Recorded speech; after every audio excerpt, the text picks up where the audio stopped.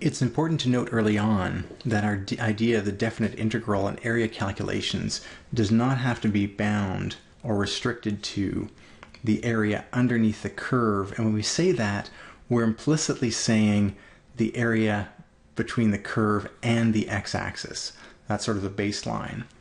We consider a more complicated area like this, y equals x squared and y equals negative 2x being the boundaries. It's pretty clear there's a region defined in there that's perfectly reasonable. And we might want to estimate that with some rectangular approximations and then get the exact value using a definite integral. So let's take a look at how that might work out. If we're trying to estimate the area on some interval here, let's just pick some interval.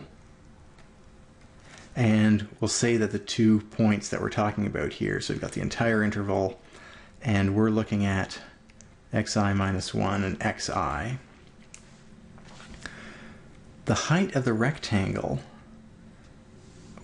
there's a few ways you can think about this. One is to think about the height of the top rectangle, and then subtract off the height of the bottom rectangle. Or you can just simply observe immediately that this height here is made up of the difference between the two curves. The height we're looking for is going to be, well, defined by the upper line. I'm going to write this out as two separate stages here, so it's very clear. It's the y of the upper value minus the y of the lower value. That'll be the actual height of that rectangle. Now, how do we get that? Well, the first curve, the upper curve rather, is defined by the line y equals, I believe it was x minus 2, 2 minus x, sorry. And then the y lower is defined by y equals x squared. So we have to look at the picture to recognize which is on top and which is on the bottom, which is the upper, which is the lower. But once we do that, here's the point that we're plugging in because we're going to be using a left-hand sum. So we take the left-hand point and go up to the top graph and then down to the bottom graph and take the difference to get the height of the rectangle we're drawing. And here that would be 2 minus xi minus 1 minus xi minus 1 and the subscripts squared. So the key thing, 2 minus some x value minus the x value squared. That would give us the height on this diagram here. What does that mean? Well, if we had that as our function for height, delta x would be,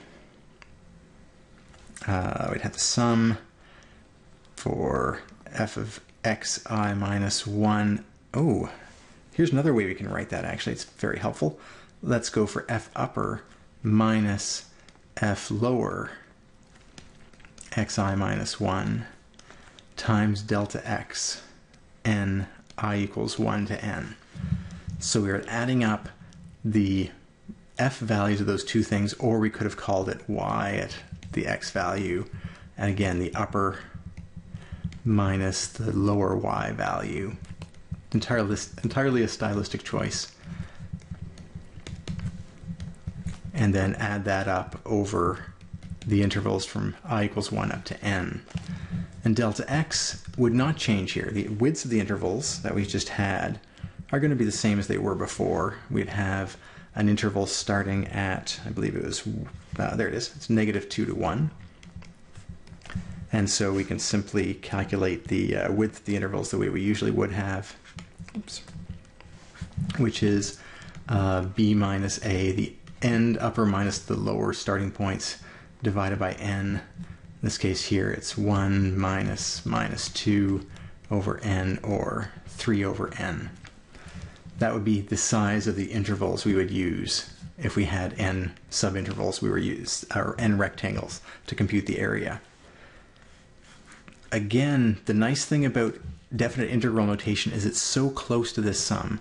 If you can look at this sum and tie it back to the diagram, then going from the sums to the definite integrals is the easiest thing in the world. We're going to have, let's do this in two stages. We're going to have f upper. What changes? All the xi's just become x's when we do this. Let me do this in a different color so it's more obvious. There we go. So when we move from this upper to the lower, we no longer talk about a particular xi, we just talk about x values. And the delta x's become a dx.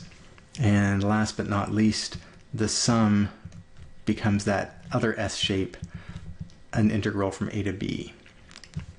And it's the sum before us, I equals 1 to n. There we go. So we're going to have f upper of x minus f lower of x.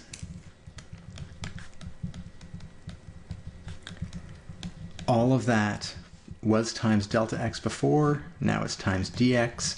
It was a sum before, now it's an integral, and let's leave a and b on there. So that area is equal to that integral, and the particulars for our problem, the integral went up to 1. There we go. Started at -2. The upper function was y equals 2 minus x.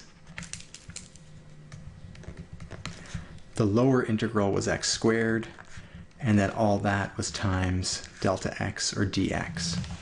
So this area between the two curves, and the two curves are y equals 2 minus x and y equals x squared, is given by the difference in their heights. Oh, that's just the difference of the y values, times the width of each interval we're going to use, delta x up here, or in the limit, a very, very tiny dx that'll be used in our limit value for the definite integral, or the exact area. Let's make that clear here. The exact area, these quantities up here are the approximate area given by the sums as an approximation with finite delta x's. Something, we'd pick a number for delta x and do a calculation. That'd give us an approximate area. The integral gives us the exact area because it lets the number of intervals go to infinity, or lets the rectangles get infinitely small, and so we get a real exact value out of that.